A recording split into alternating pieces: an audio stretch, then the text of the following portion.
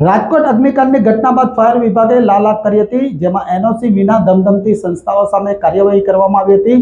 Fire તંત્રએ ક્લાસીસને seal માર્યું હતું, છતાં બંધ ઓરડામાં ધમધમતા ક્લાસીસ પર ફાયર વિભાગે દરોડા પાડી કાર્યવાહી કરી હતી।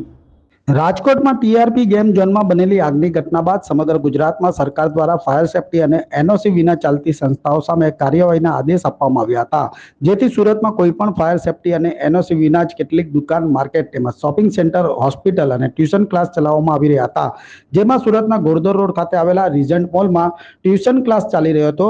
એક જ ક્લાસરૂમમાં અંદાજિત 150 જેટલા વિદ્યાર્થીઓને ભરવામાં આવ્યા હતા, જેથી અગાઉ ફાયર વિભાગ દ્વારા આ જ ક્લાસીસની સંસ્થાને સીલ કરવામાં આવ્યું હતું, જે ક્લાસીસ દ્વારા કોઈ પણ ફાયર એનઓસી અથવા ફાયર સેફટી વિના અન્ય ઓરડામાં ફરી શરૂ કરી દેવાયું હતું, જેની જાણ ફાયર વિભાગને થતા તાત્કાલિક આ ટ્યુશન ક્લાસમાં દરોડા પાડી કાર્યવાહી કરવામાં આવી હતી। ગઈકાલે વિવિધ એસોસિએશને રજૂઆત કરી કે કોઈને ફાયરનો એનઓસી નહોતી, કોઈને બીયુસી નહોતી।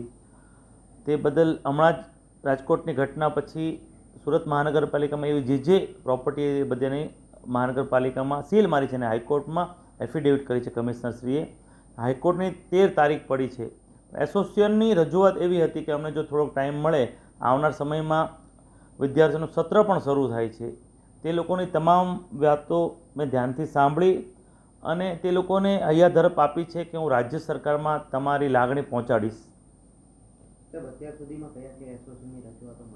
અત્યારે શાળા સંચાલક મંડળ આવ્યા હતા, ટ્યુશન ક્લાસીસ એસોસિએશન હતા, વિવિધ માર્કેટોના એસોસિએશનના પ્રમુખશ્રીઓ આવ્યા હતા, હોટલ એસોસિએશન આવ્યા હતા, વિવિધ એસોસિએશન ગઈકાલે રજૂઆત કરવા આવ્યા હતા।